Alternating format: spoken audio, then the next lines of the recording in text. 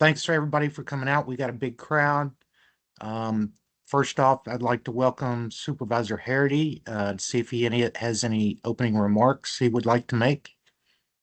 Yeah, thank you, Todd. Very quickly, I want to start by thanking everybody on for their participation.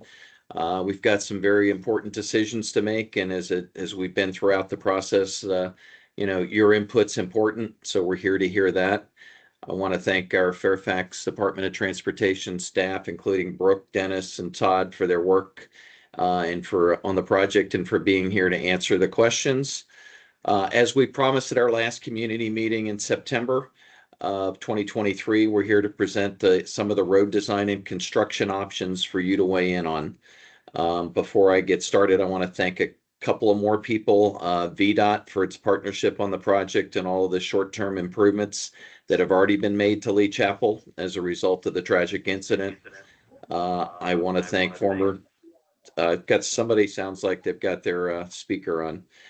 Former Senator George Barker, who was able to secure $5 million towards the project shortly before he left his seat on the Virginia legislature. My colleagues, including Dan Stork on the Board of Supervisors, for allocating the other $5 million. And I spoke with Delegate Kathy Tran earlier today. She sent her regards. She's been helpful on this project and is interviewing judges tonight, so she won't be able to make it. With that, I'll before I turn it back over to Todd, do you want to say anything real quickly, Dan?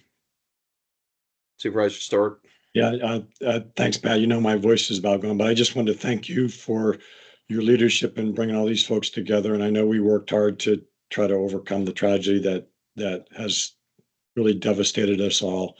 And I thank VDOT for their responsiveness. And I look forward to the community's engagement to see how best we should proceed. But thank you all very much. Well, thank you, Dan. And Todd, I'll turn it back over to you. All right. Thank you. If you go to the agenda, Dennis, we've got a lot to cover tonight. I'll do some very brief introductions of our design team. We have Matt Martin, Robert Morris, Ravi Raul, and Tucker Buchanan with our design consultant. I did notice we also have Barbara Byron, who's on Supervisor McKay's staff, has also joined us tonight. From county staff, myself, I'm the chief of the Transportation Design Division. Dennis is our project manager. I also noticed that Huda Ali is online with us tonight. She's representing VDOT. We also have some representatives from our construction division. I'm not going to go through all the introductions. In that case, in the interest of time, we also have some representatives from our land acquisition division online with us tonight.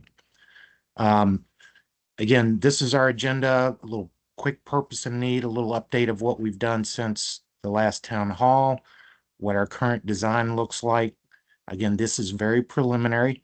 The maintenance of traffic options and comparison, this is where we're going to focus tonight, is the various options of how to build these improvements and what those ramifications are of those two options.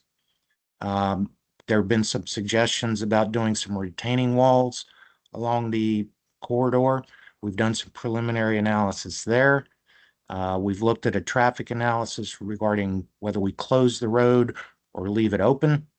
As far as how we construct it, the environmental conditions that we need to address as we move forward, the other stakeholders that we are dealing with and need to coordinate with, and any other concerns that we are looking at as we go through this process, a tentative schedule, and then at the end of the presentation, we'll get into a question and answer period. I do ask, since we have so much to go through, that you hold your questions until the end. There'll be various ways to ask your questions, and we'll give you instructions on how to do that later on at the end of the presentation. Right? So the purpose, this is essentially a safety improvement of Lee Chapel Road.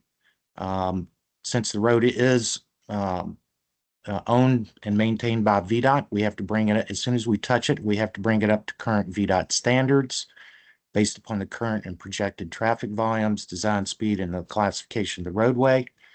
The need for this project is obviously there's some inherent safety issues out there, particularly with the vertical alignment.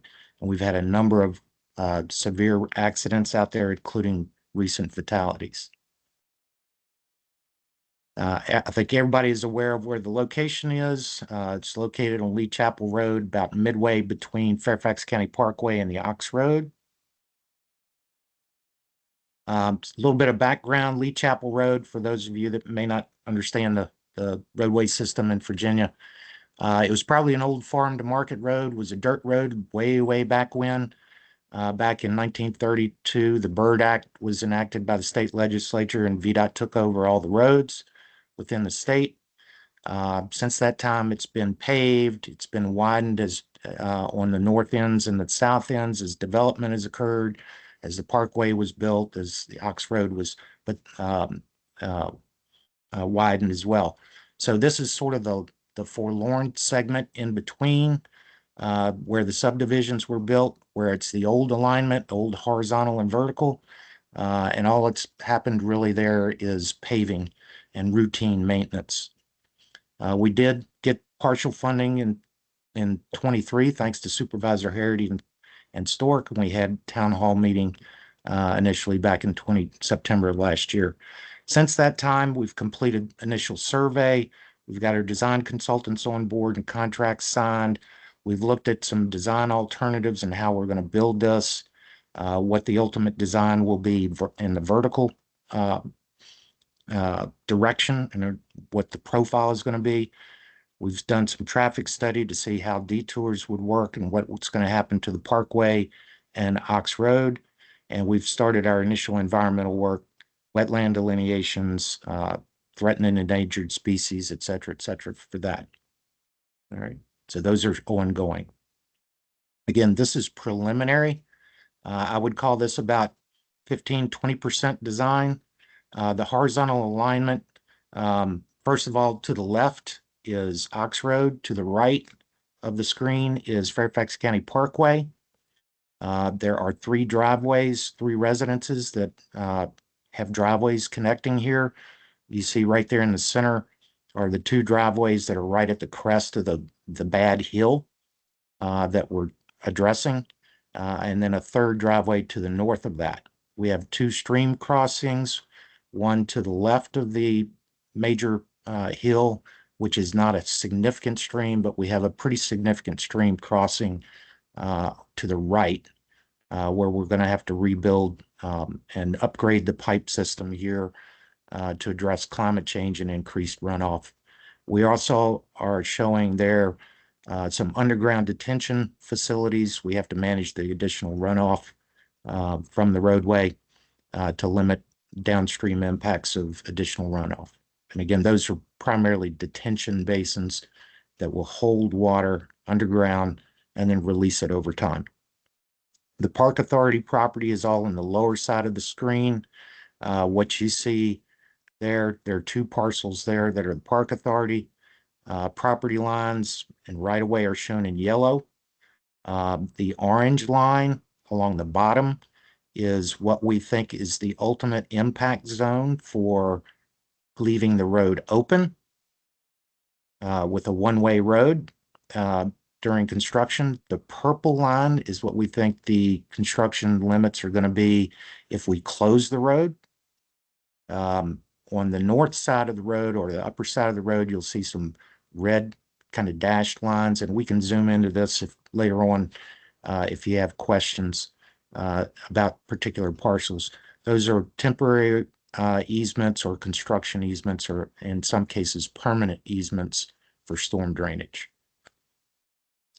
So the horizontal alignment remains pretty much the same. There is some minor tweaking of the alignment. This is our proposed vertical alignment. We did look at several options here. They're about in the center of the screen where the 2 red driveway 1 and driveway 2 shown in red. That's at the crest of the bad hill that we're talking about. that has been a serious concern for everybody. We did look at chopping that hill down and still having somewhat of a dip in the road. We looked at two ways to do that. Chopping it down quite a bit, chopping it down about halfway, and we ended up where we are now, which is just taking about 2 feet off the top of that hill and filling on either side. The reason why we aren't doing the chopping the hill down is those two driveways there.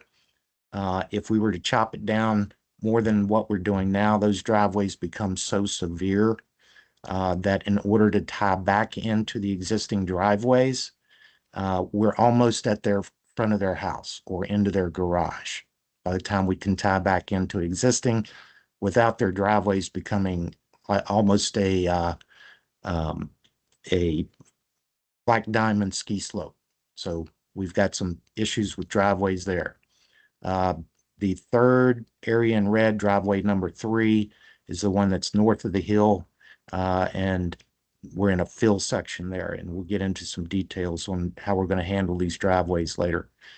To the left of the major hill, we're filling about almost 10 feet at the low point. And on the right-hand side of that hill near driveway 3, the maximum fill is also, again, about 10 feet. So we're raising the road in those two dips about 10 feet. And if you would, hold your questions until the end. This is sort of some typical sections, and we'll reference these back. If I could go back to the plan view.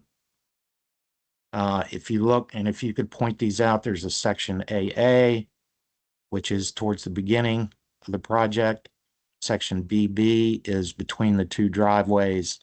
CC is a little bit further down, and DD is up closer to where we start tying in. So it moves from left to right. Okay, so section AA gives you an example of what we're doing with the road here. Since this is a urban minor arterial with about 15,000 vehicles a day on it, to bring it up to standard requires 8-foot shoulders, 6 feet of which are paved, and 11-foot lanes. The current road is anywhere from 10 to 12-foot lanes, depending on where you are in the corridor, and very little, if any, shoulder out there. The green, purple, and orange are various options. The green is where the existing right-of-way is. Purple shows you where we think the impact is going to be, the limits of impact to do a road closure. And the orange shows you where we think the limit of impact is going to be if we have to build a temporary road and maintain traffic through the corridor. So it is a significant difference. The property on the right is the park authority, and the properties to the left are private property. And again, where the existing right-of-way is varies as we go through the corridor. Next, section B, again, is about where the driveways are. We're actually lowering the road. The existing ground is the dashed line. We're showing where we think the proposed right-of-way would be. This is going to have to be coordinated with VDOT. Typically, the proposed right-of-way is outside the ditches on either side of the road. This is where we think the absolute minimum would be. Again, the Park Authority property is on the right. Existing right-of-way is shown in the green. And then where we anticipate the limits of disturbance for closing the road is in purple, with the orange showing where the limits of disturbance would be if we have to build a temporary road. Section CC, same thing. Now we're in the fill section beyond the crest of the hill, getting closer to driveway number 3. In this area, we start having a significant amount of fill. We have to add guardrail, which means the shoulder has to be wider to support the guardrail. Again, all the colors are the same. Existing right-of-way is in green, and expected impact zones are in purple for a road closure and in orange if we build a temporary road. And finally, section D, this is as we get up closer to Pond Point. closer to tying in back to existing in similar situation. So here's what we're looking at. These are the main options. This is option one for how we're going to build this. This would be closing the road and limiting it to local traffic only. That means residents, delivery, trash trucks, mail delivery, deliveries to those residences, school buses, emergency vehicles, etc. So what we're talking about here is stair-stepping the improvements, particularly when we're in a fill section. So we would close down the road and leave it open one lane in each direction. Now it is sufficient width there so that if two cars are trying to go opposite directions, they can get by each other. It's narrow, but you can do it. And we would build the right-hand side in the dashed black. That would be stage one. So we'd build enough width there and start building it up and provide a gravel surface on that area, right? In stage two, we would put traffic in that area while we build up the left-hand side and then dashed while the contractor works there. And again, we continue to stair step this up, again, with another gravel road here at phase three where traffic would be while we bring the road up to the final grade. Do most of the paving. The final paving won't be done until everything is up to final grade. So there is one more phase where traffic is just one lane, two-way, just local traffic only while we build the final lift of the roadway. So this is based on, again, where the worst case is in the fill slopes, how far off we have from the existing road. We have to get those temporary access roads in order to maintain adequate width for traffic, and then shifting it back and forth as we go. We also looked at how we would do the driveways under this option. It's similar method. Again, they're in cut. So instead of going up, you're going down and you stair step it down. One thing to note to the residents, when we work on driveways, we will work on either side of the driveway, do what we need to do, whether it takes a week, a month to do. When it comes to your driveway, we get in and out in one day. So there will be a gap in there of time, and we coordinate or require the contractor to coordinate with the property owners so that there's limited impact to your access to your property. And usually it's only a one-day duration, but it could be done at night as well. Again, it's stair stepping this, but instead of going up, we go down. And then that's the last driveway, which again is in a fill. It's similar to what we did in the other initial section. It's stair stepping it up, providing that temporary connection into the driveway as we build up.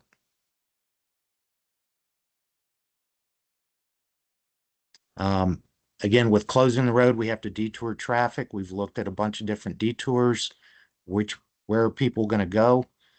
This is just that I'm going to go through this really quickly. It's just some options of where people can go if they're starting in one point and want to go to another location and have to bypass Lee Chapel Road because it's closed to through traffic. This is just showing what's happening from Viewcrest. Instead of turning on the south run south, instead of being able to turn left to go up to the Fairfax County Parkway, you'd go down to Ox Road, go back over to Burke Lake and take a left or a right if you want to access that way. Conversely, you could turn left on Ox and go up Silverbrook to Hoos.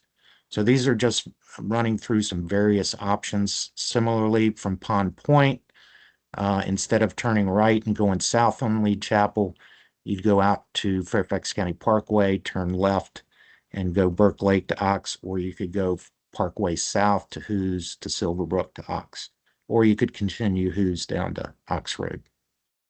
Again, we looked at that. That's for the local traffic. And then we went through a series of options of what directions could people take that are commuters. They're using Lee Chapel as a cut through. So there are a number of detour here. Now, when we do close this road, everybody's going to be using their Waze and their Google and whatever app they've got to detour around. So we're doing our best guess as to what routes they may take. So we did some with our traffic analysis, and we'll get into our best estimate of what's going to happen on the Parkway and Ox Road based on these detours. Okay, again, that's option one. Again, these are all just various options people have to detour around the construction zone. MOT option two. This is where we're going to build a temporary asphalt roadway, leave it so that we can have the project through the work zone that is a one-lane road that's reversible with a traffic signal either end of the work zone. So if you're northbound and you get a green signal, you would travel through the work zone while southbound has a red light. Once the northbound traffic clears the work zone, then the southbound traffic would get a green light and they would proceed while northbound has a red light. The three driveways within the work zone complicate things.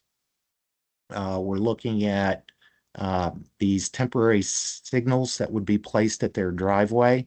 For example, when northbound Lee Chapel has a green light, they would get a no right turn signal.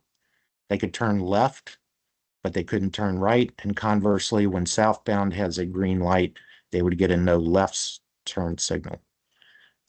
One thing that also complicates here, and I'll mention it later on, again, is with these signals, how do we handle trash pickup when the trash truck is going to stop between signals? How do we handle school buses when they're going to stop between signals potentially? That sort of thing. What happens with fire and rescue if they have to get down here and they get stopped by the signal? So those are some considerations that we have to look at. Right. So in terms of a temporary road, since we're building an asphalt road and leaving it one way open to traffic, there's going to be a significantly more traffic than just local traffic on it. So it will be asphalt. Trying to stair step this and build multiple asphalt roadways is just cost prohibitive and is also going to take a long time to do. So in this case, we're offsetting this temporary road significantly from the existing road. All right, we would build what's shown as a dark dashed line under phase one while the existing road is open to traffic without any signals. Once we put people on the one lane road, that's when the signals would become activated and we would build most, if not all, of the proposed improvements. Again, the separation between the temporary road and the proposed permanent road is governed by the vertical profile. The difference, we have to maintain storm drainage between the two, between the construction area and where the traffic is. It complicates matters, and as a result, it pushes that temporary road further into park property. And again, here would be the next phase. Again, we haven't completed the entire road, new road. It's still under a temporary signal. We would remove the temporary road, in this case, in the green to the right, and take out some of that fill material and push it back into the gap between the proposed road and the green. So filling in, say, where that guardrail is. So it take out the asphalt, push that extra fill back into there and compact it and build the rest of the road.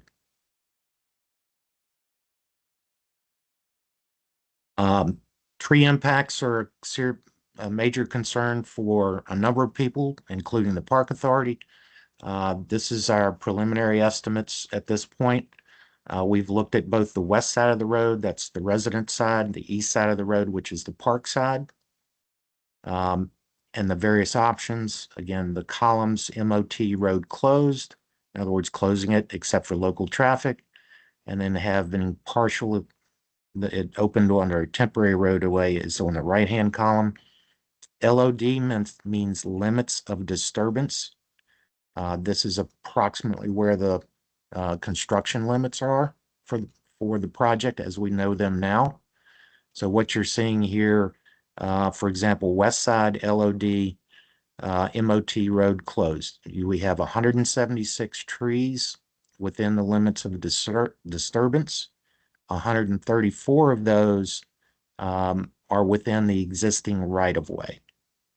Under the partial open road, we have 187 trees that are within the limits of disturbance. 142 are within the existing right-of-way of the road. The impact zone is 25 feet beyond the limits of disturbance.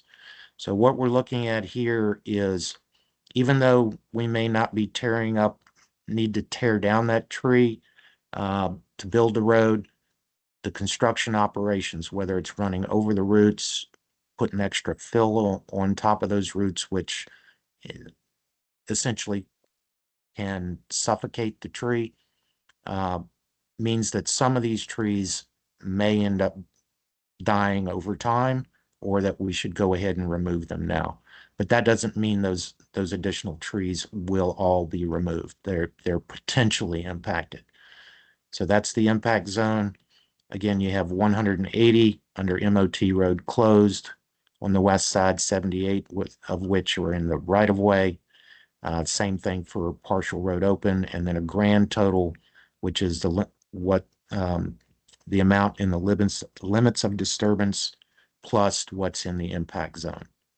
And again, on the east side, this is where we have significant change or difference between the two options, since the temporary access road under the partial road open is significantly further up to the, I would say, east of the existing road. It's going to have significantly more impact to trees. You can see there about 5 total potential impacted is 547 with under road closed, 37 of which are inside the right of way. The right of way on the east side is much closer to the road, so there are fewer trees within the right of way.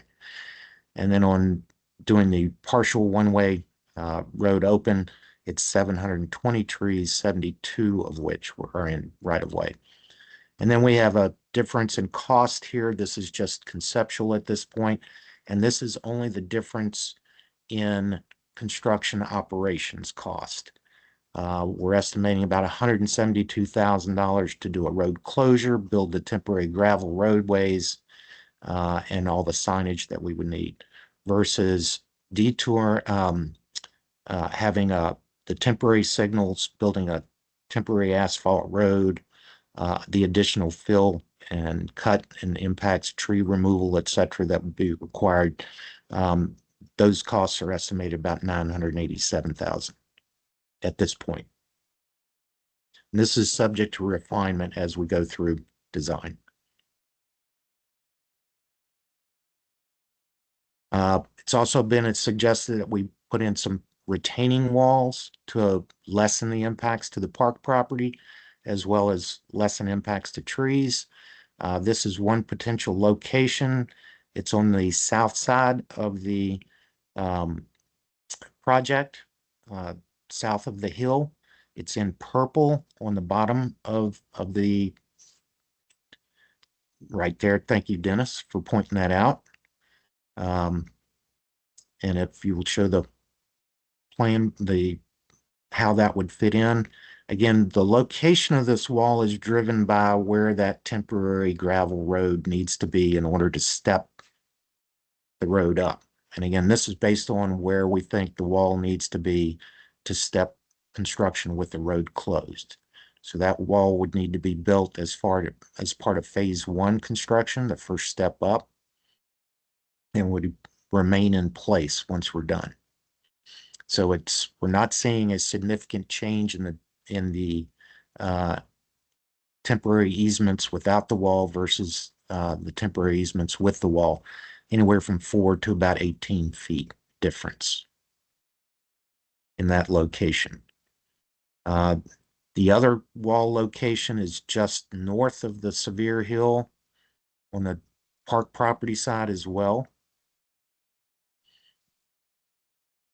And again, the location of the wall is driven by where that temporary gravel road would be in order to provide local access to the properties through there. It can't be any closer to the future future roadway location. And similarly, the differences here are a little bit more dramatic in putting the wall in. It varies from 5 to 40 feet difference in total easement and impact zone. And then we have a third wall, which is on the other side of the road, on the, I guess called the west side of Lee Chapel Road, again, north of the third driveway, up closer to Pond Point. This is a much longer wall, a much taller wall. And again, this one is not driven by the temporary access road because it's on the opposite side. We can put it in the permanent location. It does provide some improvement in terms of limiting the impacts to the stream area down there. Just some preliminary numbers on both of these, all three of these walls, about how many trees we think we would save. It's not a significant number. You can see even with all three walls, we'd save about 44 trees. And the estimated cost at this point, and this is very preliminary, is about 3.4 million to do all three walls.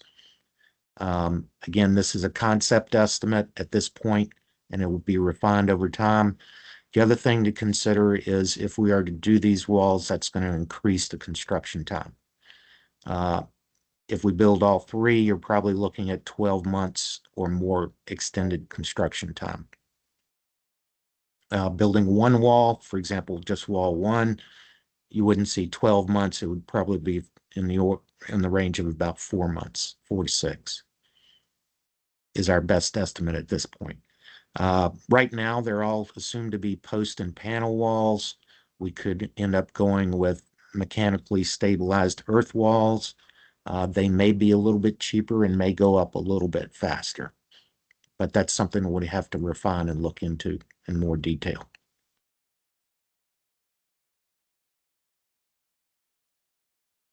As far as the traffic analysis for the detours, if we were to close the road, we've looked at all these intersections. They're all numbered. We looked at what the existing traffic numbers are, projected those out to when construction would start, which is we anticipate being about 2027. And then looked at if we close Lee Chapel Road, what's going to happen at these intersections? How much congestion are we going to end up with at these intersections? So these are some traffic numbers from 2024. Lee Chapel has about, you can see in the weekday, it's about 15,500 vehicles a day during the weekday and about a little over 14,000 in the weekend. You can see some of the numbers for the Parkway. Fairfax County Parkway is around 43,000 to 50,000, depending on where you are. Ox Road is 42,000 to almost 50,000 as well. Burke Lake is in the range of about 9,000 a day. And Silverbrook is in the range of about 6,000 or 5,500 to about 6,500 a day. Those are existing conditions. So we projected that out to 2027 and then rerouted the traffic that would normally be on Lee Chapel Road through all these various intersections, again, making some assumptions on what direction people were going to detour to, and then analyzed each of these intersections. You can see the level of service. It's graded just like school grades, A through F. A being free flow, F being heavy congestion. And what you're seeing there is Each letter represents one. The first letter is AM peak, then you have PM peak, and then you have a Saturday peak for each intersection. This again is with option 1, road closed. This is option 2 with a 1-lane temporary asphalt road with the signals. This allows some traffic to proceed through Lee Chapel Road. Not as much is going to detour. But again, those signals will cause some backups on Lee Chapel while they're waiting for a green light. So some people will continue to detour. So now we're just summarizing what's happening at these intersections, the number of intersections that are, the level of service is going from level D to E or E to F. So a red number means there's an increase in the number of intersections above what is currently happening during those time frames. And a green number means that, yes, for example, AM -2 means once we close the road, there are 2 intersections that are level of service E. They're moving to level of service F. So the main point here is to look at the difference between option 1, which is road closure, local traffic only, and option 2, which is leaving it open.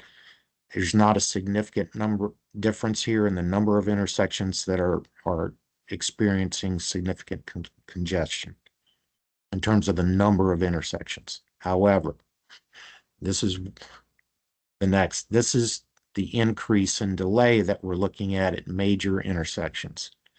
For particular ones, these are the drivers in terms of what's happening with the level of service at these intersections.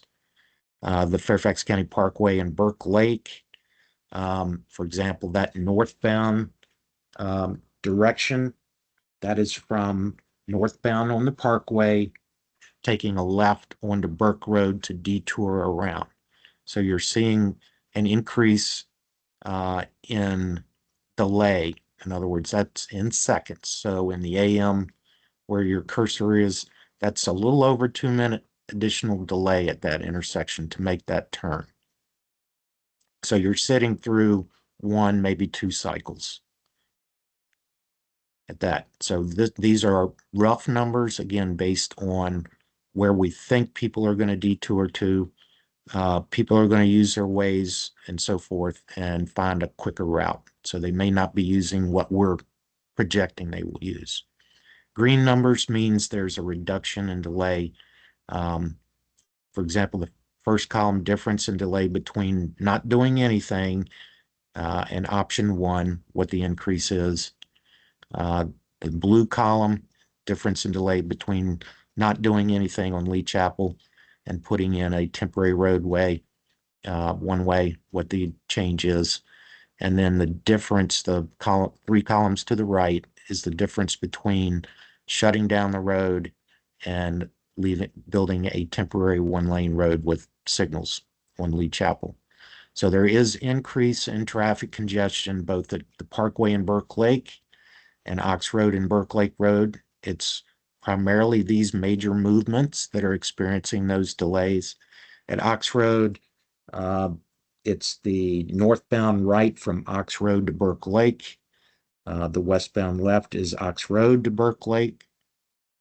And then we looked at the other 2 intersections. What we're seeing is that's where the majority of the congestion is at these 2 intersections. We looked at, again, Silverbrook and Ox and Hoos Road and the Parkway. Next slide. We had a lot less delay based on our initial assumptions. So based on this, we think more traffic is going to divert. Instead of to Burke Lake, they'll go to Hoos Road and Silverbrook. But there are some increases in delay through those intersections. So some overall summary, some of the pros and cons. Option 1, again, is closing the road to local traffic only. Again, we'll provide access to the existing residences at all times, except when we're working on your driveway. There may be, because of the major culvert on the north end, there may be a short time frame where we would shut down that small section of the road completely and everybody would have to go south. But that would only be for a short time frame. And again, that would be for the local traffic only. Again, we can still allow school buses, delivery, fire and rescue, and refuse disposal to use that gravel road. It's got the lowest construction costs, the shortest construction duration, the least impact to the park property, and at this point, the least amount of tree impact. The cons, again, is the congestion on the Parkway and Ox Road and how people are going to detour. It's an inconvenience to the residents and commuters alike. And again, we're talking about a gravel road. It's noisy, dusty, dinging up your car if you're driving too fast down it. It's going to be narrow as well. Option 2, again, this is building the temporary one-lane road with signals on the other side, each side, allowing limited through traffic. That's one of the pros. It is, I'd say, limited through traffic, again, because those signals are in place and you have to let northbound traffic clear all the way through the work zone before southbound can proceed. It will have some backups there and it won't keep the road completely open. You're not going to, you're still going to have people detouring around the work zone. But there would be less congestion on the Parkway and Ox Road. And the temporary roadway is asphalt, smoother ride. Again, the cons, this temporary signal operations is giving us some pause in terms of school buses stopping within the work zone between the signals, deliveries, refuse collection. How do we get fire and rescue there? Is it going to delay their response time so they have to come in from the north side, the south side? It's got a higher construction cost, longer construction duration, higher impact to the park property, and higher tree loss. There are other things we have to address as well. Utility impacts. We have Dominion Energy, Verizon, Cox, and Washington Gas. We don't think there's any significant impacts here, but we do have some that we have to dig deeper into. There will be some potential relocations, could be service connections. We could have to move a pole or two for Dominion, but right now it doesn't look too bad. Most of those services are on the residential side instead of on the park property side.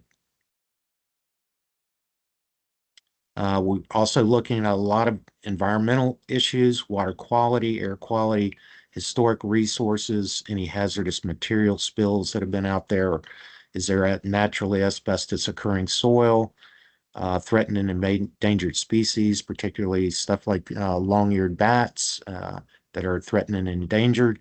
The park property is suitable habitat for them. We don't think there are any there, but there may be some restrictions on what we can do in terms of when we could take down any trees. Natural heritage resources, floodplains and wetlands. Again, we have 2 creek crossings there that we need to figure out if we've got regulated wetlands and so forth. And there are other environmental constraints and considerations that we may not have discovered yet. The park property is a major one. It is under federal regulation 6F. That refers to the paragraph within the Code of Federal Regulations. The park, South Run Park, was purchased with federal money way back when. And since it is 6F, we have to abide by this regulation. We have to go through the National Park Service and the Virginia Department of Conservation and Recreation, as well as the Park Authority themselves. And they have to agree to any loss of land, whether it's right-of-way, easements, and any impacts to their property as a result of this project. If we do have to take land from them, we have to replace it in kind with the comparable recreation needs of the converted site. Okay. Some mitigation things that we're looking at. We have to obtain water quality permits. Again, I mentioned the detention, underground detention for stormwater management. Wetland permits, if we do have wetlands out there, I would imagine that we will at the major stream crossing, which requires a federal permit.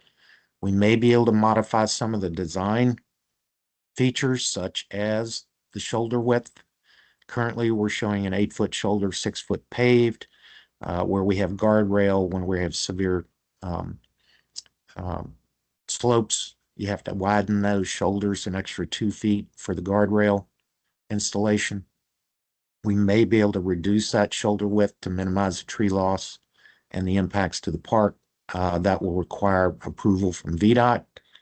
Again, we're going to be looking at doing some archaeology and historic architecture surveys, threatened and endangered species surveys. As I mentioned, the long-eared bat, they have a breeding season, which has a time of year restriction. We can't clear their what is potential habitat between, I believe it's April 1 and November 15th.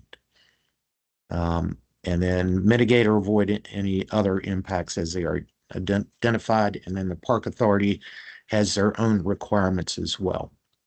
Invasive species management and so forth. Some other stakeholders we're coordinating with, obviously schools, what school bus routes are through here. We would hope to do most of this construction when school is out. It's going to take us longer than just 3 months to do this. So there will be portions of construction that are done while schools are in session. Maybe they can reroute school bus routes, have them turn around at Pond Point or Crestview, not Crest, View Crest, excuse me. We need to coordinate with county fire and rescue and police departments, particularly if we close the road, how are they going to get in and out to service the subdivision? So they're going to reroute response zones during construction. Obviously, VDOT has to review and approve everything. Refuse collection, how does your trash trucks come in and out? Making sure we coordinate with them. U.S. mail and other delivery services. And then some folks have mentioned flooding on Burke Lake Road. Again, if we're detouring traffic, if that floods, what's going to happen? So we're looking into that as well. As far as schedule from this point on, we're looking for your comments concerning which MOT option and any other comments you may have. Comments are due by January 10th. With the holidays and everything, we're going to try to give you enough time to go out and have fun and then come back and provide you comments after you're done celebrating the holidays. Once we get all the comments together, we'll sit down with Supervisor Harity, with VDOT, and other stakeholders and go through the public comment as well as recommendations from the various agencies, the park authority, et cetera, and select which option we're going to go with, whether it's road closure or having a temporary one-lane road with signals on the other side. Once we get that decision made, then we'll start into the more detailed design, going to 60%, 90%. After we get to 90%, that's when we nail down exactly what kind of property rights we need, whether they be from the park authority or private property owners. About 8 months to a year for right-of-way acquisition, followed by any utility relocation, and finally construction would begin. Again, construction duration, these are rough estimates at this point, does not include the retaining walls. If we close the road, we can get in and out of there pretty quickly. Again, with local traffic there, contractor can work 7 a.m., 7 p.m., 6 days a week. If we've got the road open, it's not quite as long a duration for him to work in terms of hours per day. We're looking at 8 to 10 months, we think. Again, this is estimated assuming he can work nighttime and weekend construction activity and providing the contractor with incentives, i.e. a bonus to get the job done faster. If we add the retaining walls to the project, we're looking at an additional time frame for construction, regardless of whether the road is closed or the road is open option. Depending on how many walls we end up selecting, if we go that route, that time frame would shift accordingly. We are going to take a look at advancing some work, particularly once we get right of way. Again, we have such things as this time of year restrictions for clearing trees for habitat for the long-eared bat. Again, we can't clear trees between April 1 and I believe November 15. So if we know and have the land rights in time, we may go out and do tree clearing and so forth ahead of the main construction contract, which again speeds up the primary construction. All right. This is our contact information, project website. We're going to upload the presentation and the recording either tomorrow or the day after. We have a survey here. There's the link to it. We're asking for your input on which option you prefer for the maintenance of traffic, either close the road or build a temporary one-lane road with signals. And there's also space for you to add any other comments you have concerning the project. You can also submit comments via mail, email, or voicemail. Again, Dennis Marsh is our project manager. There's his phone number, his email address, and you can also leave a voicemail at the number shown at the bottom and enter project code 7550, and your comment will be directed to us and retained for record. So with that, I think I've finished my presentation. We're going to open up for questions. If you would follow these directions here, you can raise your hand. Look at it's located at the top of your screen next to the three dots. The moderator, which is Dennis, will enable your microphone and call on you by name to ask your question. Once you've been called on, please unmute yourself, ask your question, or provide your comment, and then please mute yourself after you've asked your question. You can also type in questions in the chat box, and we're going to try to alternate between the chat box and the hands up so that we can try to get as many questions answered as possible. If you have phoned in, press *5 to raise your hand, and you will be called on by your phone number. So listen up for that. Once you're called on by your phone number, press *6 to unmute. You can ask your question and provide your comment, and then press *6 again to mute yourself. So with that, Dennis, if you could start with the questions. Sure, Todd. So CW had a question in the chat, but they were also the first to raise their hand. So I'll unmute you so you can ask your question and continue, go from there. Yep. You should be able to unmute yourself. There we go. Yes. So first of all, excellent presentation. Very comprehensive. I'm very impressed with all the work that's happened here. I did send a series of questions into the chat. Yep. I'm not going to try to repeat those now. It'll take up too much time. But I would like to ask, if not tonight, before the comment period ends, more information about what you plan for restoration. You really haven't discussed anything about where trees could be planted. Is it possible to use trees for traffic calming? Is there a way to negotiate with VDOT and allow us to have some trees in the right of way here, which they've refused to do in the past? Of course, very interested in the tree restoration and everything associated with that. I'll chime in before you get too far along. It's going to be up to VDOT, particularly if it's in their right of way. Depending on where that right-of-way limit is set, particularly through the park property area, I could potentially see being able to replant on fill slopes more so than we could replant on a cut slope. Mainly if you're on a cut slope, the trees may tend to lean and eventually fall over onto traffic, whereas on the fill slopes, we're probably behind guardrail. And if they are going to lean and fall over, they're typically going to fall away from the road. So Well, I will point out that there, this is a there is some particularly, potential for replanting. yeah, I will point out this is right now it's a beautiful, peaceful road. Certainly it has terrible safety issues that have to be addressed, but I don't think we want to see a repeat of Pope's Head. So if we can possibly get more trees onto this, and I will leave you with one more thought, will the federal government waive the requirement to repay these old grants if you replant it with the trees that were there in the past? So I'll just stop at that point. And again, Okay. thank you. Excellent All right. presentation. Yep. Thank you. Okay, so next should be CC. If you can unmute yourself and ask your question. Hi, thank you. Can you hear me all right? Yes.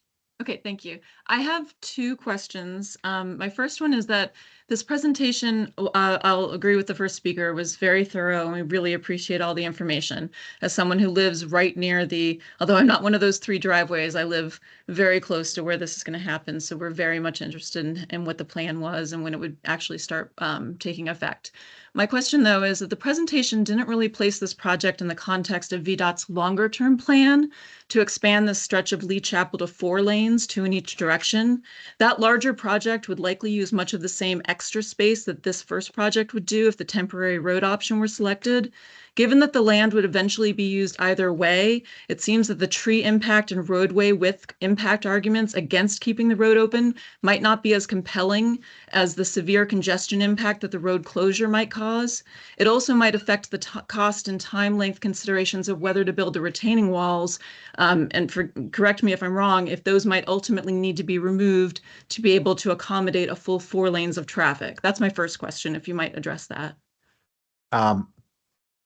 From my perspective as working at FCDOT, yes, the comprehensive plan shows Lee Chapel Road as an eventually 4-lane divided roadway. However, in looking at our transportation priorities plan, our funding and everything, there's no money to do that for probably 20, 30 years down the road. If and when that ever happens is anybody's guess at this point. I don't know if Supervisor Harity want to chime in there. Yeah, I would agree with that. That's not going to happen anytime in I wouldn't think in the next 20 to 40 years. And who knows what we're going to be doing transportation wise in 20 to 40 years. Okay, thank you. I appreciate that. I didn't know if any of this would affect that or make it easier in the long run if we went ahead with some of it now versus later.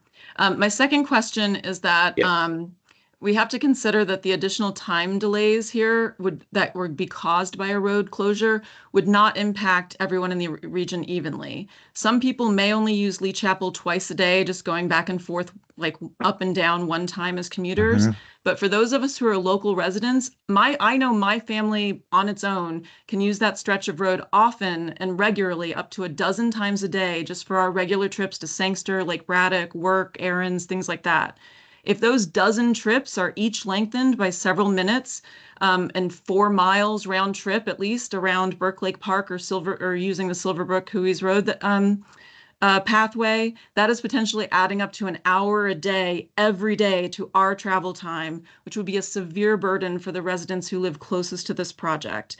And again, we are all in favor of this project. Many of us fear, especially those of us who have teen drivers, we definitely want it done. But we need to consider that there's going to be a lot of severe accommodation issues for the families that are closest to this. And so I really hope that although it does, yes, add time and money to the process, that sometimes for the public good, that really is justified. And I would hope that that VDOT and the supervisors keep that in mind when they're trying to decide between the two options. Thank you very much. Okay, thank you for your comment. Okay, next would be Gloria Lowe. Hi, this is Murray Lowe using her iPad. Thank you for an excellent presentation. It was really comprehensive, and it indicates how much you've put into this already. Just one question about the retaining walls. It wasn't clear to me why it was optional. You made it sound like you either might have them or might not. Could you explain that again, please? Right now, they're optional. What we've shown you in terms of impacts to trees and everything is without those retaining walls, looking at a worst case. Adding the retaining walls, we were looking at those to see if they were really going to offset tree loss, for one thing, was the major driver here, but it would also potentially lessen the amount of property that is needed from the park authority. So it's going to be an economic decision above my pay grade as to, do we come up with the money to put in the walls to lessen impacts to the park authority property um, and reduce the tree loss. Again, if we put in those walls, you got less area to replant. Right. So there are going to be trade-offs here, and it's you know, I don't want to say it's catch 22. That's not the right term, but we haven't made a decision on whether the walls should go in or not, but we at least wanted to look at them preliminarily to see what kind of benefits they may have and what the cost may be. Right. But on the west side of Lee Chapel, you showed a couple of segments. Would those wouldn't affect the park property, right? Right. And then there was one wall we were looking at on the um, other side, on the residential side, where the stream crossing is, the major stream crossing, in order to lessen impacts to the trees as well as the stream and potential wetlands. That was the most expensive wall. It was much longer, much higher. And there is, and again, this is to try to keep, there's plenty of right of way there on that location, so it's not really saving on property impacts to private property, but it is would be a benefit to the environment. Right. Okay. Thanks very much. Sure.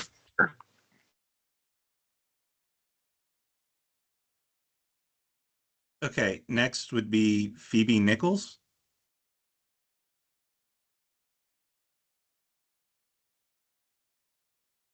Me? Yeah, we can hear you. Okay. Um, so first of all, thank you guys for hosting the meeting and allowing time for questions. I wanted to voice my opinion as a 21-year-old driver. I don't think that the issues are necessarily due for the safety concerns are necessarily due to the structure of the road. The accident, which was very tragic and um, that happened in 2023, the car was going over 100 miles per hour. And so I think that that was kind of bound to happen. I think it was really great when there was the speed monitor there because sometimes going down that hill you can pick up a bit more speed and it can just be helpful for the driver to realize and slow down a little bit. So I just wanted to comment on that because I don't think that the like actual cost as well as the adding the time and the environmental impact are worth it for the changes. Thank you for your comment.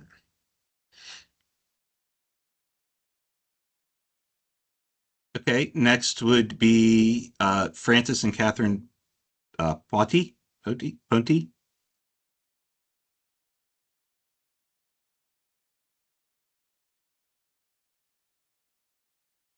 Can you hear us? Yes. Okay, great. Okay. Pontes. Oh, sorry, it kind of cut off. Okay. It's, We hear point and everything. That was close. Yeah, we have a well underground because that's where our water comes from. And I'm wondering how this is going to affect that well. Yeah, it's like close to those trees that are where they had put the white tags at and labeled them. So it's right underneath that. And, Okay, and well, most of the trees, sorry. I was just going to say, most of those trees are ours because we're the middle driveway. Yeah, we're Okay. the house right next to that gray fence. We're the one right next to that. Yeah, and we see a lot of those accidents. They do happen right in that area, we see a lot of them. So, yeah, and plus one thing we wanted to mention, besides the well, just to answer the other young lady's question, there is speed involved in a lot of those accidents. But on the other hand, you've got people who are driving who are kind of timid and like they might slam on the brakes when they see, oh, a hill or something. And then here comes a chain reaction, cars hitting behind them. So like you got two types of things happening. Plus, like when it's slippery or something, it's not just speed involved. And like you said, a lot of times it is, but then it could be another driver who's just hitting the brakes just ridiculously slow, and then here comes an action, reaction after the fact. But yeah, but then we were concerned, like my husband mentioned, about about the well, and then plus we had been trying to get it done for years. We had the overhead power lines, and then when that power would go out and then the entire area in neighborhood, but then they have underground lines, because they're part of the HOA as well as we are, but then we're not in the cul-de-sac, so they didn't give us the pleasure of putting underground lines. So they finally agreed to do that. Dominion's going to do it, but then they were going to do that within the next few years. So I guess we got a generator in the meantime because our power kept going out. But would that put off them doing that, that as well as the other power lines ahead? I mean, above head, because that power line, it's right above our driveway. And when we had the heavy storms in the past, the ice storms, Yeah, they would go down like about 5 feet or something above the driveway. We'd have to wait until all of that dissipated for them to go up. So I guess that would put a hold on their project as well. potentially. We do have a utility coordination section that works with Dominion, Verizon, Cox, all the various utilities, and we will coordinate with them as we go forward and try to work with them so that they don't build something and then have to come back and tear it out and rebuild it. And same thing for us. As far as your well, if you, obviously we need to find out where exactly that is and make sure we aren't impacting it. Also, if you have a septic field, where is that located? We don't want to No. impact septic fields. And I know No, we we have don't. 3 properties out there that I think you're served by sewer on the back side through South Run, but I think, and as well as, but I think water is still with wells on most of those 3 properties. Yeah, well, we do not have septic fields. Okay. We have sewer line in the back of the house. Yeah. Okay, great. And one other thing, would they be taking, would they do like eminent domain on our, like the 3 properties, ours and the 2 next to us, and just come back, how about how many feet onto the property they'd be doing that, if so? Dennis, if you want to pull up the plan view and kind of zoom in, it's going to be hard to tell you how many feet that is. You're the second driveway. Your house is all the way up the top. It is a significant distance in there because again, you're uphill from the hill as it is, and we're cutting the hill down. But we would work with you in terms of that and how far back and get with you as we get in more detail done on the road, which option we're going to use, et cetera, and work with you on that. Yeah, If where do you want your mailbox? Do you have ornamental, columns or something at the entrance to your driveway? We address those with the property owners once we get to right away. Yeah, because we agree it needs to be done. We wanted it done years ago, and we're happy this is being done. It saved a lot of lives. But yeah, probably best thing as far as we're concerned, like the road closure would be the quickest way and the most efficient way rather than, going the other route. We'd have no problem with that. Okay. All right. Dennis, I got a question in the chat I'll bring up. Let's see, from Anita Presses, I believe it is. Is there any progress on traffic mitigation for pedestrians trying to cross Silverbrook Road at Cross Point Drive? This is within 1 block of the elementary school. If Silverbrook Road becomes an alternative route detour during Lee Chapel construction, pedestrians will be even more in danger. I do know there is a separate project looking at Silverbrook and Cross Point and doing some pedestrian improvements, safety improvements at that location. That will probably happen before this gets done, because that is what we call a quick hit project. Probably doesn't require any right-of-way acquisition. All right. All right. Next person. The Dennis? next person would be Renee Greedy. Yeah, thank you again for the presentation. I appreciate all the information, as everyone else has already mentioned. I have 2 questions. The first is for the option 2 for the access road option. Hopefully I didn't miss it, but was there any talk of a restoration possibility for that area that's been impacted, if that would be the option that was decided to go forward with, in terms of the cost of uncompacting that road and maybe replanting trees in that area? That would be something we would definitely look at with this project, particularly since the park property is 6F, is to replant those impacted areas as much as we can and as much as VDOT will allow. Again, it depends on where we set that right-of-way line, what VDOT will allow minimum, and where the property lines are. And can you But speak to the we fact would that look to restore as much as possible under the one-way signalized road. Obviously, there's a lot of trees that would be lost, and it takes a long time for those trees to grow back and to mature. So absolutely, but that would yeah. address the soil Yeah. health in that area as well, Yeah. not just the tree replanting. Yeah. And then the second question is there any possibility of getting enough road surface in the rebuild to be able to connect those 2 roads with a bike access somehow? So between, kind of around Burke Lake to be able to connect. That's a little bit beyond the scope of this project. It would typically, we would want a bike.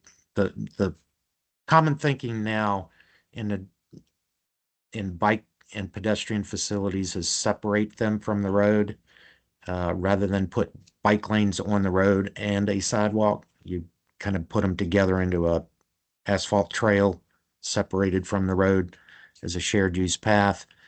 They would have to be outside the ditch line, or we would have to put curb and gutter along one side of Lee Chapel with a closed drainage system. Again, that's increased cost, time for construction.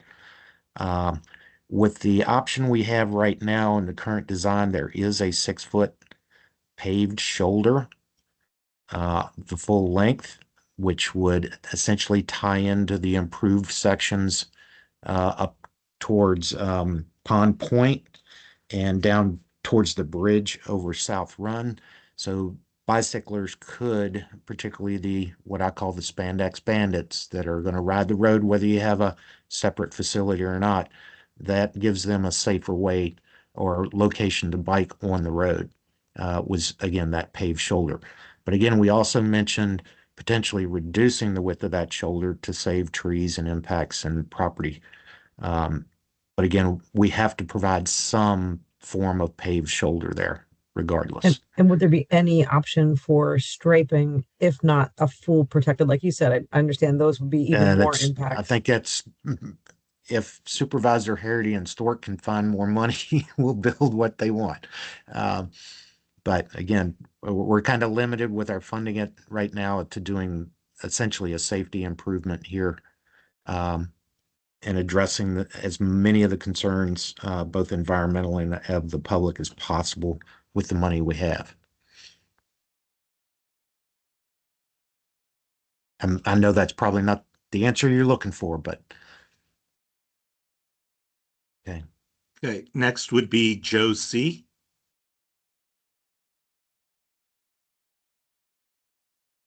Yeah, good evening. Great presentation, great detail on that. So I'm looking sort of into the future. Right now, trying to get out of the South Run onto Lee Chapel is almost a nightmare. And in the future, it'll be more dangerous. I do like your idea of the alternate routes, Burke Lake and the other and Pond Point, Pohick.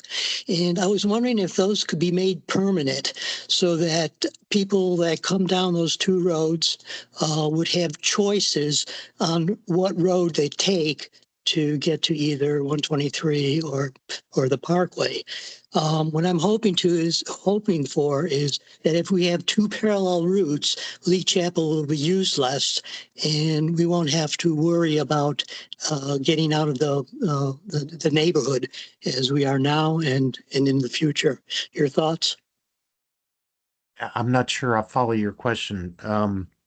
So you're talking about making Lee Chapel one way, or No.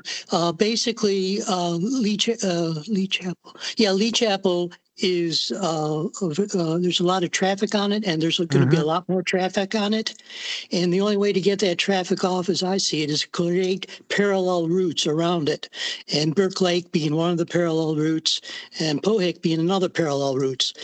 And if we use those parallel routes, there'll be less traffic on Lee Chapel. But in order to use those parallel routes, we have to put up signage to show people that there are other ways other than Lee Chapel to get to their other road, being right. 123 or the Parkway. Yep. I understand what you're coming from. There is a uh, program in conjunction with VDOT about cut through traffic as well as truck restrictions for roadways. I'm not sure Lee Chapel will qualify under that program. It I know it doesn't qualify for speed humps or traffic, what's called traffic calming, due to the volume of traffic and the classification of the road. It's an urban minor arterial, again, with about 15,000 vehicles a day on it. As far as routing people around, signage is great, but people are going to use their Waze, Google, and whatever app they have to take the shortest route based on traffic. And if that means diverting down Lee Chapel instead of where you'd like them to go, that's what they're going to do. That happens all over the county. I do it myself. Sometimes I dismiss my app and go the route I think is best. But most people are going to follow whatever route their phone tells them to use. Um, it's very difficult to get people to change their habits, and I don't know how you would do it personally.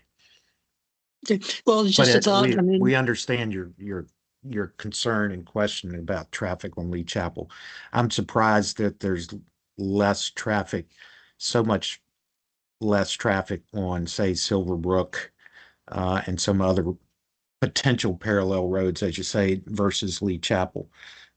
It'd be interesting to, and I don't, we don't have the data on it, but do an origin destination of all the traffic that's coming down Lee Chapel. Is it, you know, commuters going to Prince William? Is it going down to Woodbridge? Where are they coming from and going to? But that's beyond the scope of our project to do a study like that. okay, great. Thank you. Hopefully, All right. you can look at that parallel route idea. Thank you. Okay. Thank you. Okay, and Young Choi would be the next one.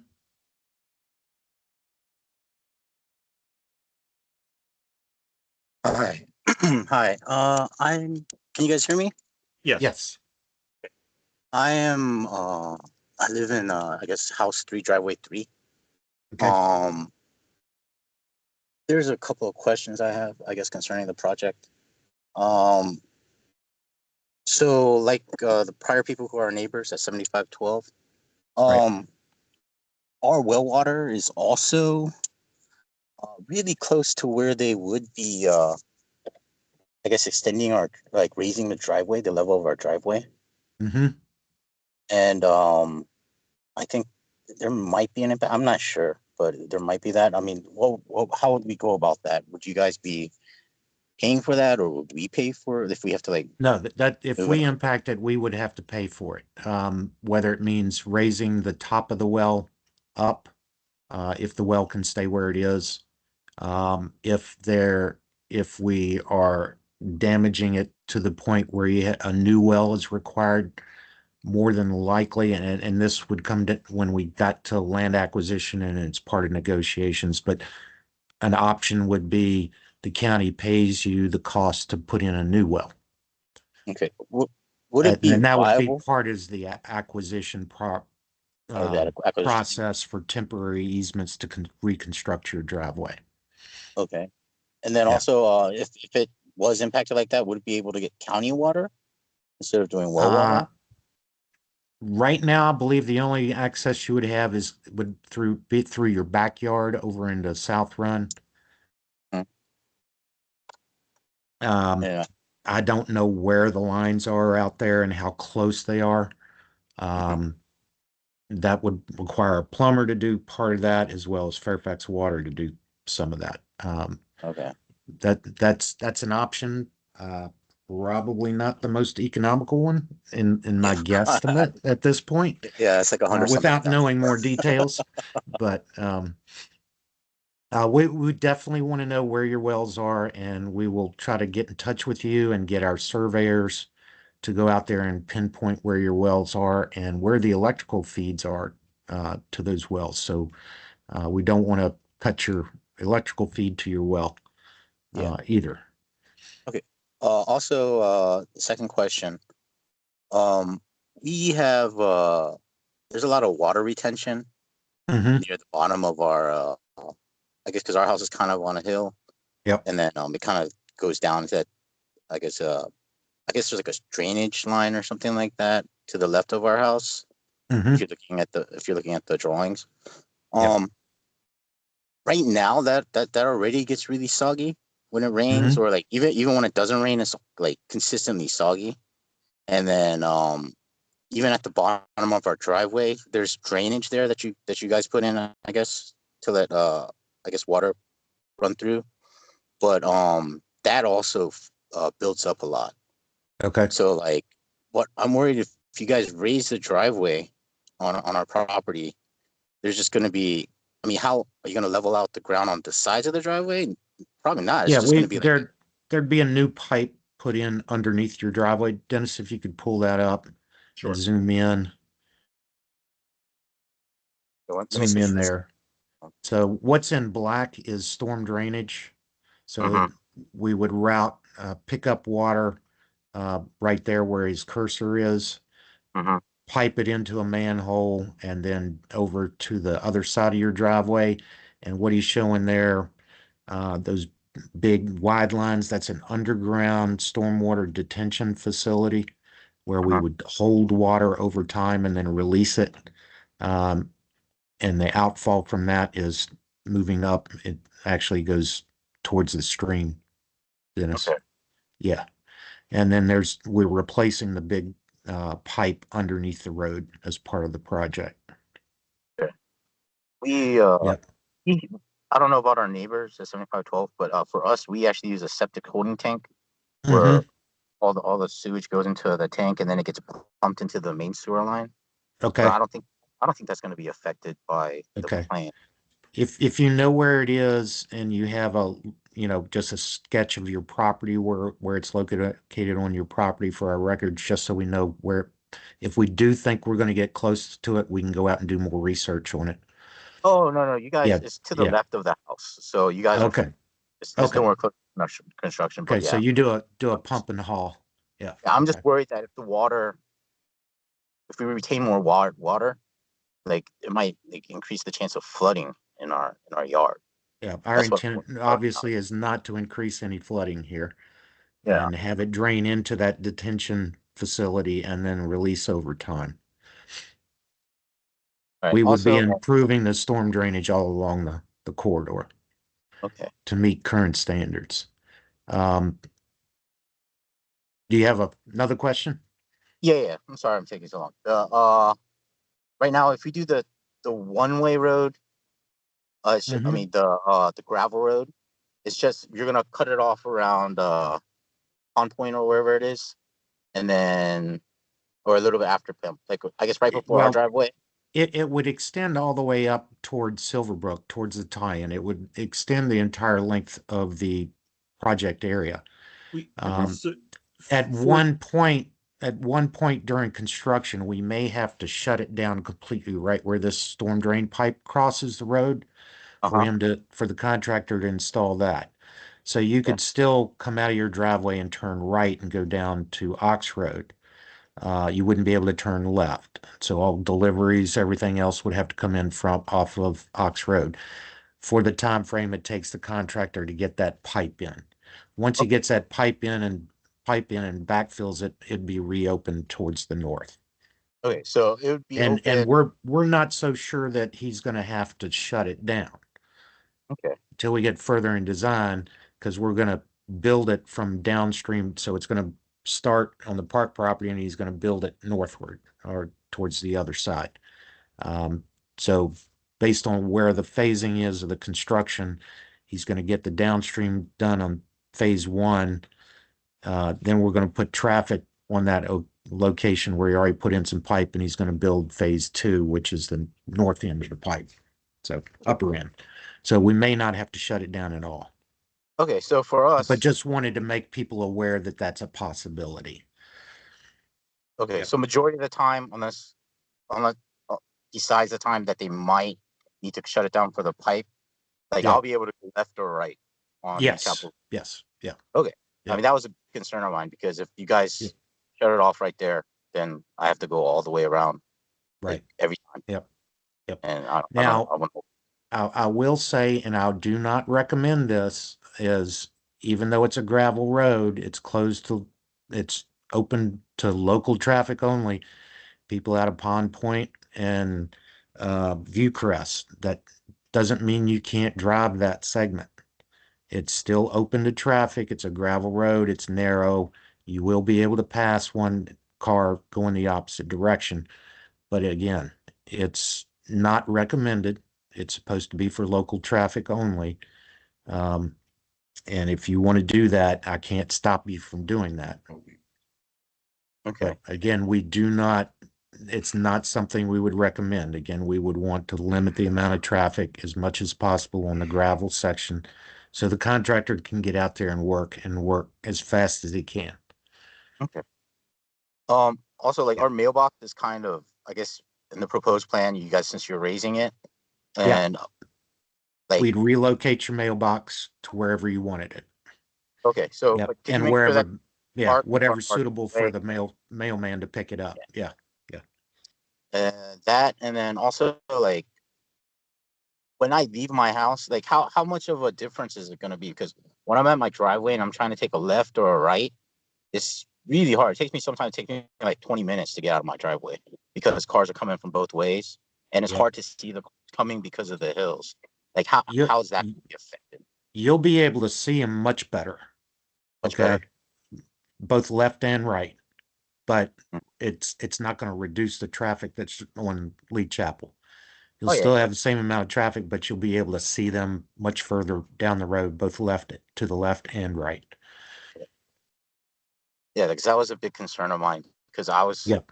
I mean, I've been living there for like 20 years now, Yep. or over 20 years, and that's like that's one of the big things that always like kind Right. of gets to me. You cannot see traffic until it comes over the peak of the hill on the left. You're at driveway Yeah, 3 right now. Um, Once we raise it up, you'll be able to see much further beyond that point. awesome. Yep. Yeah. Also, like just to state, like I live, I've lived there for the past 20 something years. We've had a couple of fatalities in front of my house, like Mm-hmm. almost exactly from my house. I've gone out at 3 in the morning, 2 in the morning. I get waken up by like a big crash. I've called 911 multiple times because people have been like stuck in their car or like they hit head on, and like both people are stuck in their cars. They can't get out. They have to use jaws of life to get them out. Like Right. this is like I mean, this has been a big concern of mine for a Okay. long time.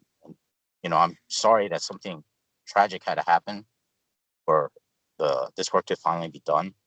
But, I really approve of this, and I feel like you guys are doing a good job for it. Thank you for the presentation. Thank you and appreciate it. Dennis, I got another chat question. Sure. Well, I did see Phoebe Nichols posted a link in the chat for those that are interested about accident rates on Burke Center Parkway, Old Keene Mill Road, and Lee Chapel, and indicating that Lee Chapel had the lowest number of accidents and injuries in the past decade. That may be true. A lot of safety improvements as far as how they're prioritized is accident rate per million or 100,000 vehicle miles traveled. In other words, what is the accident rate per the amount of traffic that is using the road? And more than likely, I would think, since we've had some severe accidents on this road, as well as fatalities with a lower volume than what's on Burke Lake and some of the other roads, that ratio is higher. And that's one reason this has risen to the top. There's also from AJ, maybe AI. Could you elaborate more on the permanent and/or temporary easements? There are three types of land rights. We have right of way, which is where the state or the county will own the property outright. That's, the right of way of the road. Any additional permanent land rights we need to buy would be right of way. Permanent easements. Permanent easements are used where, say, the county, VDOT, a utility can have a permanent easement. You retain the overall ownership of the property, but the utility or whoever has the easement has the right to go on that property to do maintenance of whatever they have on that in that space. It could be the power company coming in to work on their utility poles. It could be VDOT doing storm drainage, or the county cleaning ditches or cleaning storm drains. Any number of things where that third party is responsible for some sort of maintenance within that area. That's a permanent easement.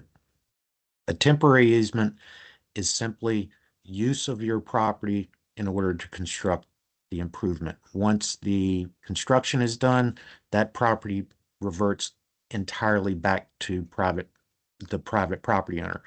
Now, there may be some changes in the elevation, different grading, et cetera, in those areas, but for the most part, it's going to be revert wholly back to the property owner once the construction is done. So that's the difference between the various. I'm not sure if you had a more specific question about where temporary or permanent easements are going to be. Again, with this project, we've got to work with VDOT to figure out, particularly on the park property and the fact that it's 6F, where that right of way is going to be. Then we're going to have permanent easement in order to maintain ditches or other facilities that VDOT is going to have to maintain. And then a temporary easement outside of that in order to do the construction, tie in the slopes and that sort of thing.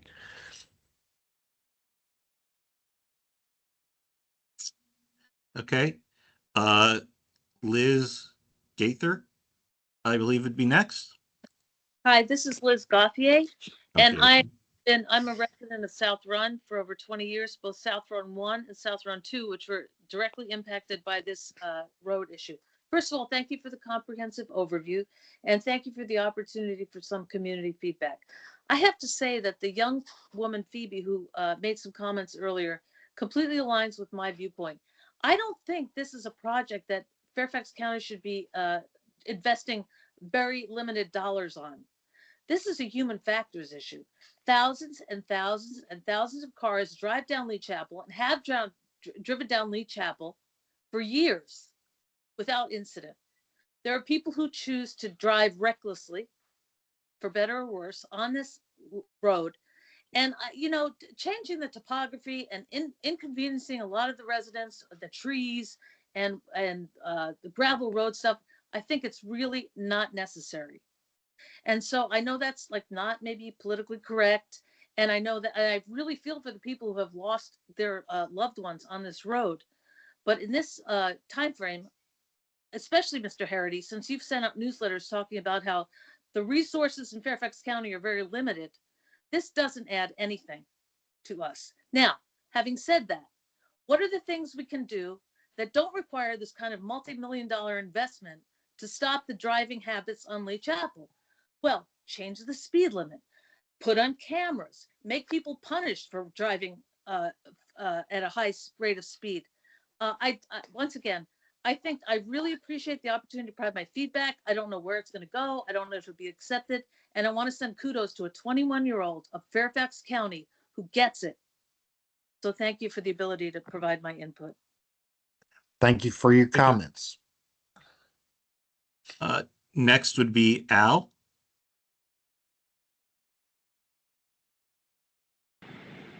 Good evening. Can you hear me? Yes. Great. So I am actually driveway number 3, and my concern is we have a septic field that goes outdoors the road.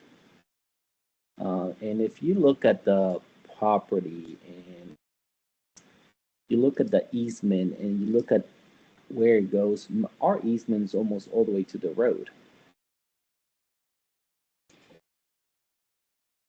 Yes.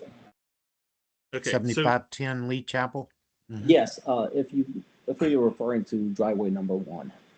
Oh, the other one was referring to driveway number 1. He had them back. Oh, okay. Okay. It's All right. more to the left. Yeah. Thank you for the clarification.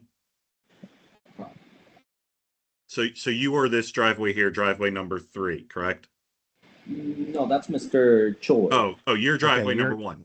Okay. Yes. Yes. Okay, I'm sorry. I thought you said driveway number 3 first, so I thought the other one had a revert. Okay, sorry, my misunderstanding. No, completely. Okay. It's fine. So we're looking at this temporary easement or permanent easement. I mean, this is getting very, very close to both my property and my neighbor's property. And the septic field it goes all the way almost to the property line, which is highlighted in yellow. The property Okay, to line the left or to the left or to the right? it goes in front of the house. Okay. So the septic field is going all along there towards the property line, which the property line in my case extends all the way to the street. Mm-hmm. And so how would the filling back of to level the hump, right? How would that impact my septic field? It's my We concern. need to know the limits of your septic field, and we can have that, sir. If you've got some plans of it that you can show us and provide to us, and we can have our surveyors determine the limits of that. We may have to do some reconstruction of the septic field. Okay. What's something we definitely try to avoid because they are not easy to deal with. Believe And me. I know you've got a fence line along there Yes. as well, that the fence line would move back. And typically what we do is we will remove and replace fences in kind. So if you have a wood fence, we're going to give you a wood fence back, same type, shape, material. If you have chain link, you'd get the same chain link back. But we do not, if you've got a chain link and you want a wrought iron, we'll pay you what it would cost us to build the chain link, but then you have to come up with cost to put in a additional cost for a wrought iron. I understand. Yeah, But yeah. my, But we would work with you definitely on where that fence goes and what's going to happen with the septic field, because we have to work with the Department of Health as well if we're going to impact those septic fields. Another comment that I wanted to make was the reason why we have a fence is because I have 2 young daughters, and Lee Chapel, if you don't live in it, you don't understand it. I think my neighbors completely agree with me when I would say that it's a very dangerous hill. There's actually 2 of them, and people have been using them for years to joyride, and putting cameras and putting speed checks and all that. It does help, but it does not fix the problem. I've been living in this property for roughly about 5 years now, and that's having young kids. It's my biggest concern that one car can lose control, come over my fence, and impact my kids.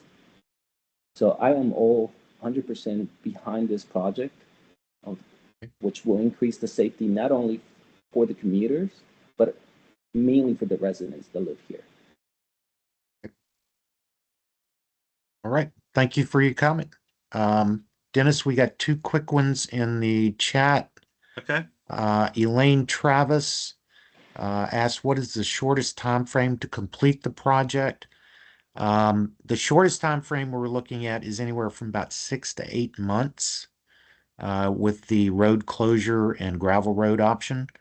It's going to be 8 to 10 months with the temporary roadway with signals, maybe a little bit longer.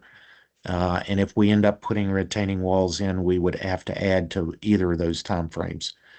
But we're looking at, again, giving incentives to the contractor, again, working with VDOT to allow them to work 7 a.m. to 7 p.m., potential some nighttime work. Again, we would coordinate with property owners if that's going to happen. And getting the project done as quickly as humanly possible. So again, we would love to be able to do this thing in about 3 or 4 months, but I don't think it's going to happen. We may give the notice to proceed to the contractor in, say, March, but he actually won't get his equipment out there until about middle of April and actually start moving dirt. So construction time frame may be from the time he starts moving dirt till he's done is 6 to 8 months.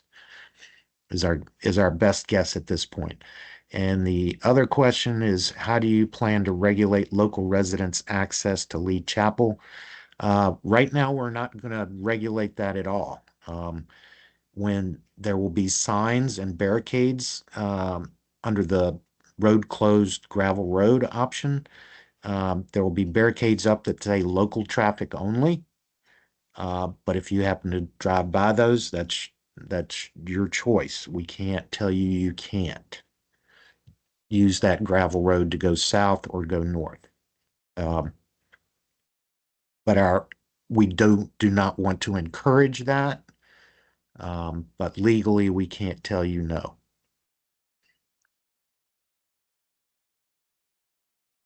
Okay. The Pontes have another question.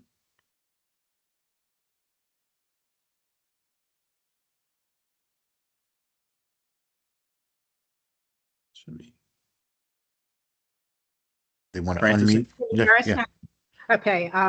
Yeah, what the other people have mentioned also, that was something I was going to ask. Yeah, there is at some point like high rates of speed behind some of these accidents. But have you guys considered putting, I mean, it might help, the flashing signs that you have along some of the roads that show like what your speed is? Like one is you're coming off of Ox Road, and then another one at the other end is they're coming off of Fairfax County Parkway, just beyond those cul-de-sacs at each end of the road, before the people even get near that, as they're approaching that dip. Mm-hmm. So accidents might it might hinder them from occurring if it happens before that, if they see some type of deterrent like that. Have you considered that? No, we have not really looked at that. The police department does have mobile units that they can move around. As far as a permanent installation, that would have to be approved by VDOT. I don't believe they would install them themselves. They would have to be installed and maintained by the county in order to do that and get their approval to do so. I've seen them on city streets where the cities own and maintain their streets. They do it a lot with these permanent installations. I can jump in for 2 seconds on that because we did look Yeah. at that. VDOT typically does not do them because study shows that while they work initially, over time, people tend to they get used to them and they fade into the background. So VDOT, trying to convince VDOT to do that is a very, very difficult thing. The police do have temporary ones. And we have rotated one out there a couple of times, I know, and we can do that again, but they'll be out there for a while and then they'll move to another location and come back. Okay. All right. One thing I know people have mentioned speed is bringing the roadway up to standard and providing a better shoulder where police enforcement can be safer for the police officer in particular, to find a place that is safer to pull somebody over and write them a ticket. Again, bringing it up to standard and providing that wider shoulder will facilitate it. It's not the safest, but it's better than what's out there now, which is little to no shoulder at all. He has no place to pull somebody over safely without pulling into somebody's driveway or driving a half a mile down the road. Okay. Thank you. Okay. Speed cameras was also a question. I'm not up to speed on what state law allows us to do at this point. I don't know if Supervisor Stork or Harity have more input on that. So the General Assembly allows us to do them 3 places, really. One is in school zones. The second is in construction zones, and the third are the ones that are being installed currently on school bus stop arms. So those are the 3 options that we have. We are actually considering one on the Fairfax County project, Parkway construction project. But I don't know if we've even had one in a construction zone yet in Fairfax County. But those are the only 2 locations, really, school zones and construction zones, other than buses. Okay. Ralph Randall. Good evening. I guess I'm one of the oldest individuals here in South Run. I was the 16th individual to buy back out here in 85, so going on 40 years. But I remember when Lee Chapel, between 123 and what's now is the Fairfax County Parkway, used to be where, before they put the bridge in, you had to come down, go off to the right, down towards the creek, cross the creek, back up the hill to get back on Lee Chapel to come up to where the parkway is now. So the bridge has made a great improvement, but speed is one of the biggest problems. And I've spoken to the West Springfield police precinct.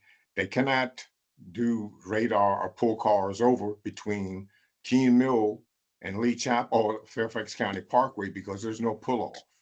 So the speed limit from Keene Mill to the parkway is 40 miles an hour.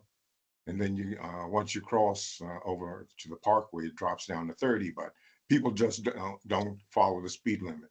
I've seen a Porsche coming from the traffic light at Fairfax County Parkway headed towards 123 hydroplane, go over to the woods where the park the park is and things along this line.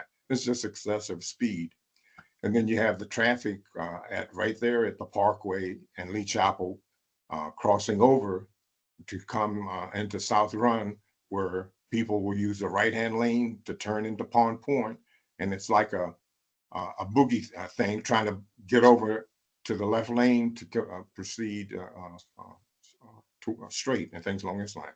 But speed is definitely a problem, but trying to reduce the height of that hill is going to improve things tremendously, because my wife used to call it was like a roller coaster ride and things along this line. So I'm looking forward to the improvements, and that's all I got to say. Thank you very much. Great presentation.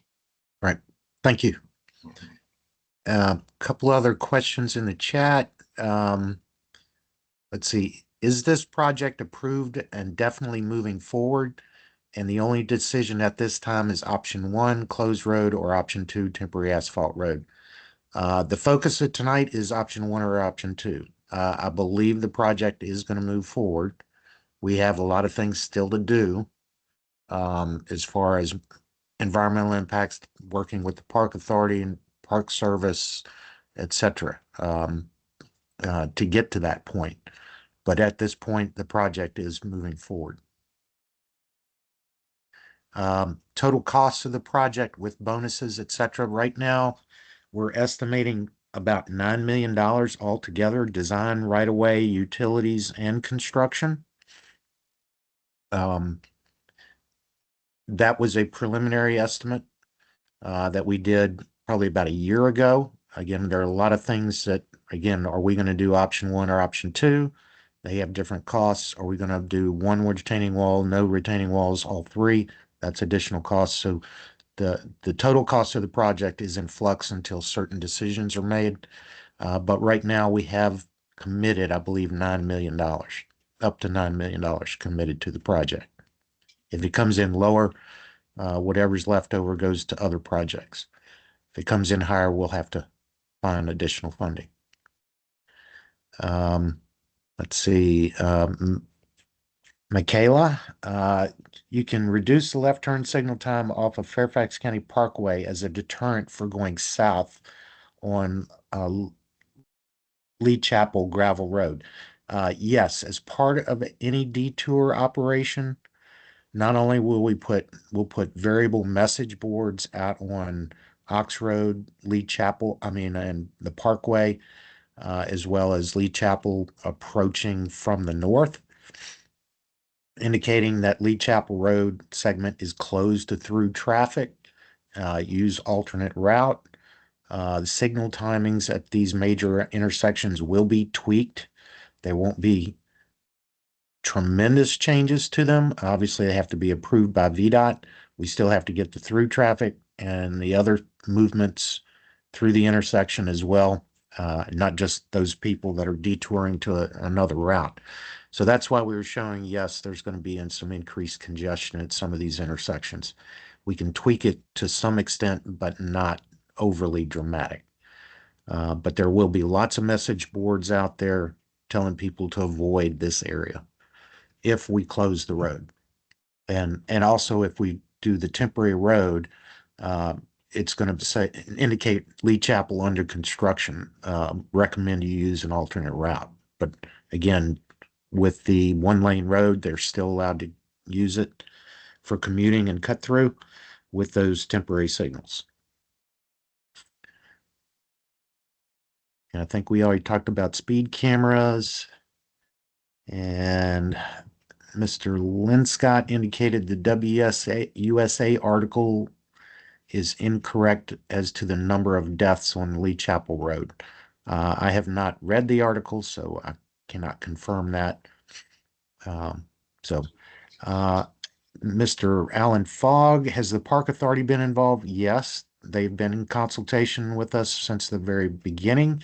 Now that we're getting into the details of what the impacts are going to be, this is where we get into the nitty gritty with them as far as what they want to see, what their recommendations are, etc.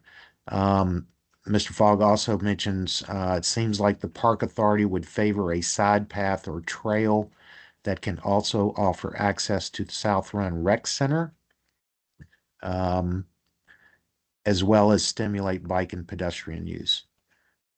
That is probably a good recommendation.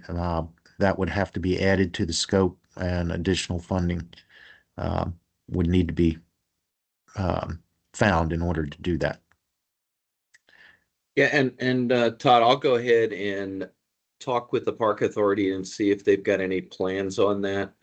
Okay. The connection to South Run Center, because Right. if it makes sense, it might be something we at least want to put on the table with them. Yeah. And again, National Park Service and Department of Conservation and Recreation have to we have to have their approval in order to do this as well. When do you anticipate a final decision on road open versus road closed might be made?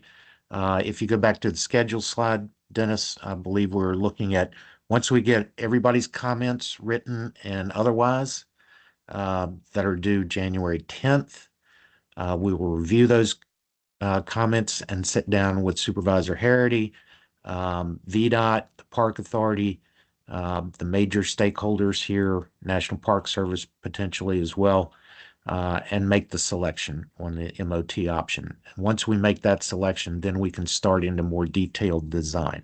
So we're looking to make that decision no later than March of next year. How much would the road straighten? There have been a couple of head-on accidents to the right of driveway 3 because of how the road curves before the slope of the hill.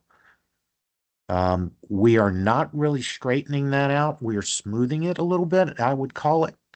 If you could go to the plan view, Dennis, we're almost exactly where it is. We're improving the cross slope through there. There, yeah. Through the S, yeah. There's still a bit of an S curve there.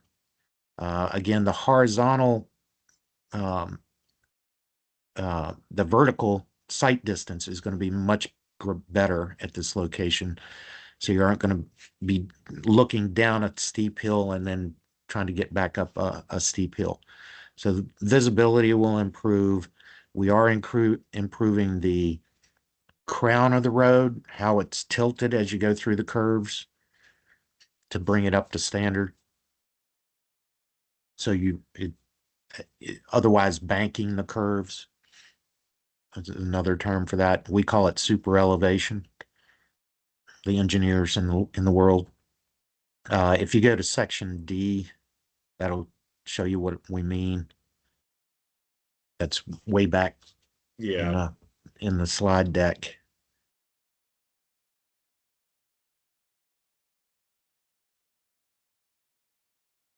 There. Section D, you can see as we're going the road, we're looking north, and the road is turning to the left, and the whole road is sloped to the left as you go around that curve.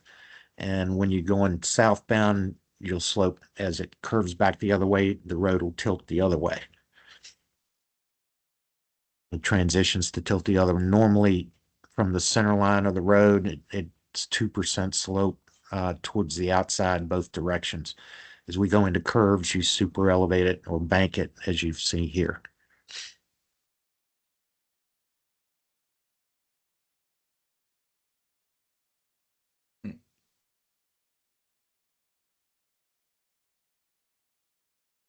Okay. I mean, I don't see any hands up. Any other questions in the chat? Anybody on phone raise their hand? I have not looked at that. I have not seen any, so. Okay. Well, we're at 9:01. 9 o'clock. We're almost right on the button. Again, I appreciate everybody's feedback. If you could go back to the feedback slide. Yep. Again, January 10th, please submit your comments by then. You can go to the project website. We will put the recording of this presentation, including the questions and answers, and the presentation on the website, hopefully tomorrow, if not by the end of the week.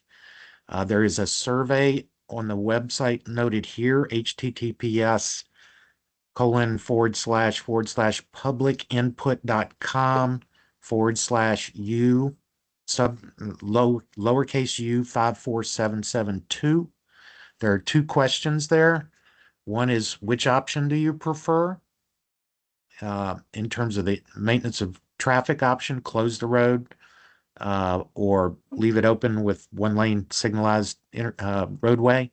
And then there's a block in there also for you to input any other further comments you would like to make, not just about the option.